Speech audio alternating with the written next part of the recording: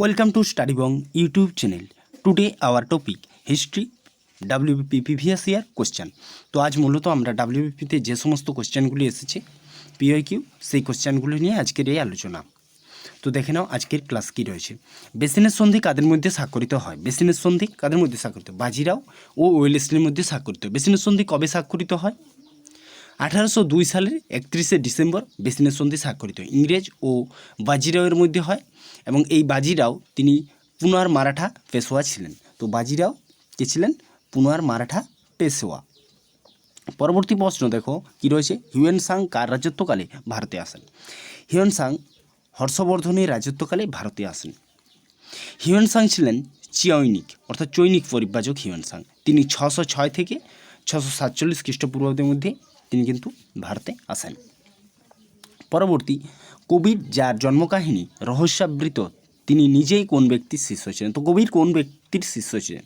কবি ছিলেন রামানন্দের শিষ্য। কবির কাজ ছিলেন রামানন্দের শিষ্য ছিলেন। পরবর্তী দেখো রোম পুড়ে যাওয়ার সময় কে রেহেলা বাঁচাচ্ছিলেন? তো কে বাঁচাচ্ছিলেন? বাঁচাচ্ছিলেন নিরো। নিরো কিন্তু এটা বাঁচাচ্ছিলেন। মোহাম্মদ বিন তুগলক রাজধানী দিল্লিতে স্থানান্তরিত করবার পূর্বে তার নাম কী ছিল? অর্থাৎ মোহাম্মদ বিন তুগলক যখন তার রাজধানী দিল্লিতে স্থানান্তরিত করেন তখন সেই সময় নাম কী ছিল? দৌলতাবাদ। তার রাজধানী ছিল দৌলতাবাদ। পরবর্তী প্রশ্ন কী রয়েছে। 1906 সালে মুসলিম লীগে কে নেতৃত্ব দেন? জিন্না, লিয়াকত, মনসুর আলী কে নেতৃত্ব দেন?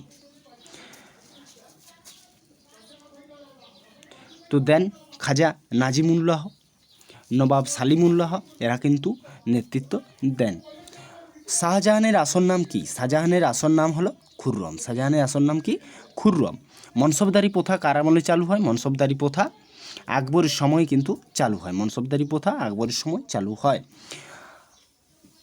আরজুমানু বানু বেগম কোন নামে পরিচিত? তো আরজুমানু বানু বেগম তিনি কিন্তু মমতাজ মহল নামে পরিচিত। পাকিস্তানের প্রথম রাষ্ট্রপতি কে ছিলেন? পাকিস্তানের প্রথম রাষ্ট্রপতি মোহাম্মদ আলী জিন্নাহ।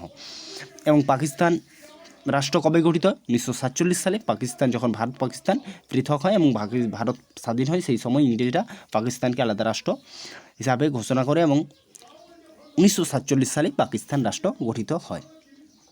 তো আজ ছিল এই পর্যন্তই।